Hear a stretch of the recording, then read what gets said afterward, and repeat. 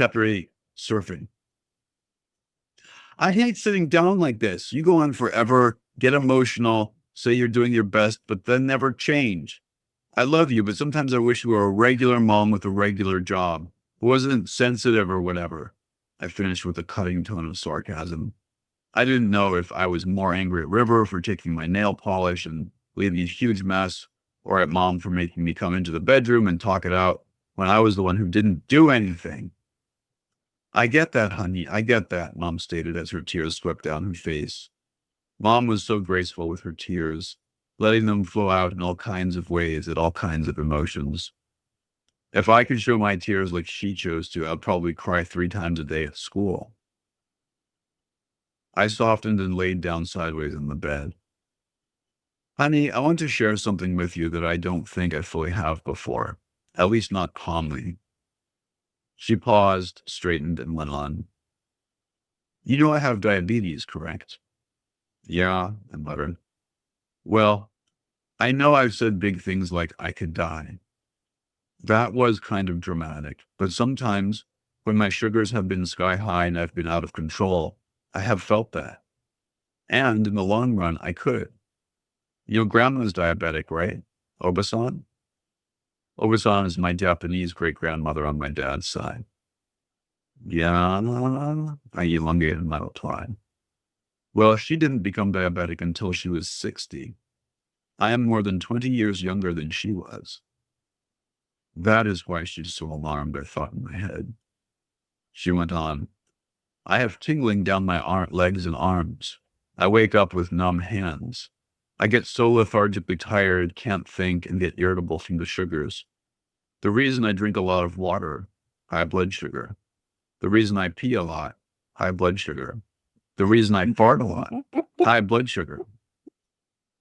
The comments on farting and peeing lightened things up just a hair. Our smiles glanced off each other and then diverted. The medical community says that diabetes is a chronic illness. Chronic means it's not going away and you have to be on medication forever and eventually may die from it. So most people treat it with medication. But I'm committed to listening to my body. People on medication just stay sick. I'm not interested in that. I believe I can still be healthy and won't stop at any cost until I am. Because it's the norms of society that are making us sick, and I refuse to just be the norm. Mom was always going on about the norms of society or how even our lifestyle at Dad's was making us sick. It was true. I knew inside and out what eating well looked like, and we didn't get quite close to Mom's level at Dad's. It also had its own set of stressors with so much going on living below my cousins and such. I didn't realize all that, Mom, all your symptoms and stuff. So, is it getting better? I asked genuinely. Yes, honey, but slowly. It's mainly been the eating disorder that's gotten in the way. Mom had had an eating disorder since things went bad with Jason. She had Aslan, Jason left, and then she was asked to leave where we were living at the time on Oahu because the landlord had family moving in. Because she didn't know if she had finances for it, she was apprehensive to sign a lease. Too much. No. So she moved us into the camper van Jason had left on Oahu. It had been a couple of really hard years for all of us. No, you pause.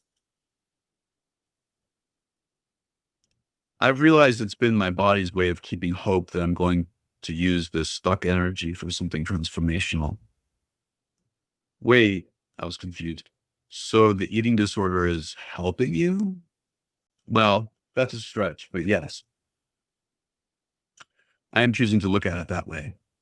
Our addictions are just calling us to be accountable to everything we want to change in the world.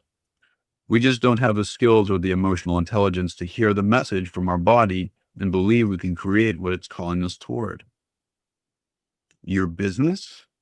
Yes, as my business and also my service. My service to the community. My service to this place and to anyone who wants to listen to my radically different perspective. Slight pause. You see, we all want to skip over pain and get to joy or pleasure. Mom, her tone had changed, and I was trying to avoid the lengthier lecture. Hold on, Asher. Her voice made me sit right back down. not from fear, but intrigue. My sense of her feeling state was new to me. It's all about hope. Hope is the bridge from pain to joy and pleasure. There's a nothingness as you feel your pain. You stay with your pain, drawing it close to you until there is a vacancy created. It's like those neon signs under the hotel signs.